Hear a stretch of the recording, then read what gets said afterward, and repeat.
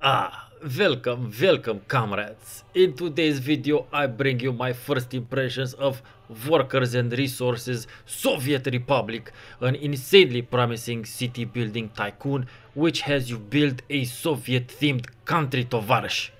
And that's it for that accent. If this is the first time on my channel, good morning, afternoon, evening, I'm Steven Nonsense and gaming and geek culture is what I do. If you're already a subscriber, welcome back, I appreciate it a lot. So Workers and Resources just recently released into early access, and as opposed to many other early access games, there is already a lot to do in this one. Or better yet, there's a lot to learn about how the game works, because unfortunately there is no tutorial yet, so you need to read through the relatively descriptive questions and answers area of the game in order to know what's what. This is where you'll find out how to build things, the order of buildings in a particular logistics chain, and most importantly, how to assign vehicles to work for your production buildings. That's a very big part of the game as far as I can tell. Purchasing and assigning enough appropriate vehicles to moving both your people and resources from one place to another. It took me a bit of reading and trial and error in order to get things to work properly. While I haven't yet managed to get everything to work, I do have some of the basics down. So the game goes into quite granular detail in regards to the routes of vehicles. For instance, when you need a bus route, you're not just done by building bus stations. No. You need to build a bus station, need to buy the bus from a separate building, and then assign the bus its route by telling it where to go in which order, and then you also have to tell it to actually start doing it. There's a similar process involved in moving raw materials from where they're harvested to where they're processed first, to then most likely a second destination to either be consumed or stored to be used later or sold. While working with the questions and answers can be time consuming, the one aspect of the game that you have to deal with all the time is the uneven building area, which generally has to be leveled in order for you to be able to build anything on it.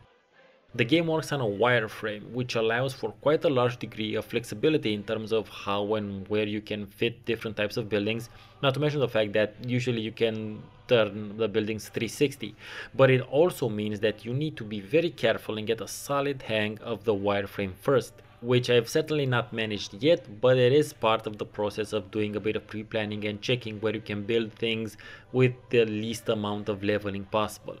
Alongside the very granular detail of the vehicle routes, the game already has several separate simulation systems that are built on top of each other, which you can turn off or on, or you can modify their difficulty setting.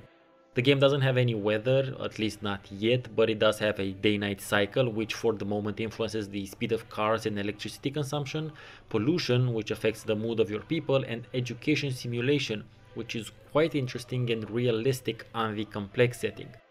Oh yeah, and there's also energy management, which I didn't even turn on yet because I need to get a handle on how the game works at its easiest to then feel solid enough to challenge myself with adding to the pot.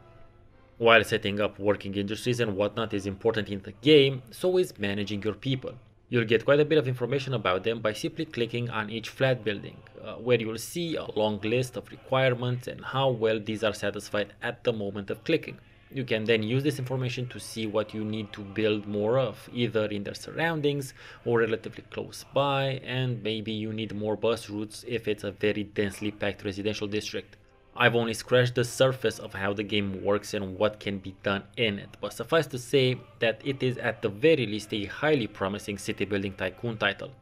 But I've been talking about the mechanics and not enough about the Soviet theme. And before we jump into that, you need to be aware of the fact that I do come from Romania, a country that suffered through roughly 50 years of communism, and I am quite deeply and personally familiar with what Soviet-inspired architecture means. I mean, hell, I lived for 27 years in a communist-style flat building, a grey, concrete and featureless building connected to similar ones across the street from nearly identical ones, and so on and so forth.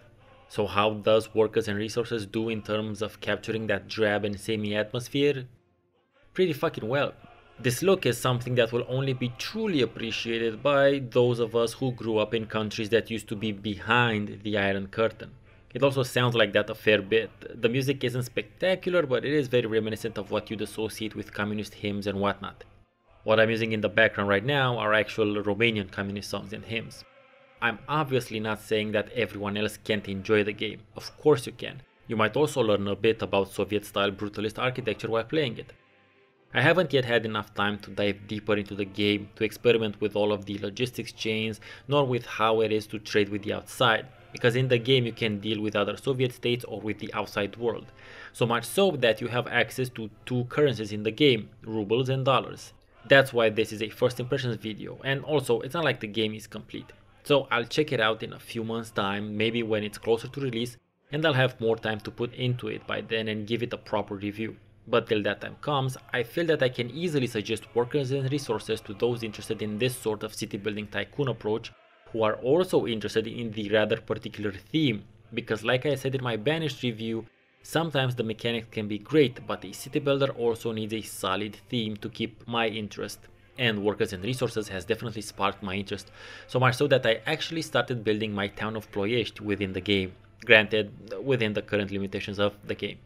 So by the way, you might want to check out my Banished review or look into my city builder playlist and find some other cool titles I've reviewed previously. Thank you very much for watching. I have been Steven Nonsense, and if you made it to the end of the video, then I suggest you maybe consider subscribing since you might dig the rest of my channel. See you next time.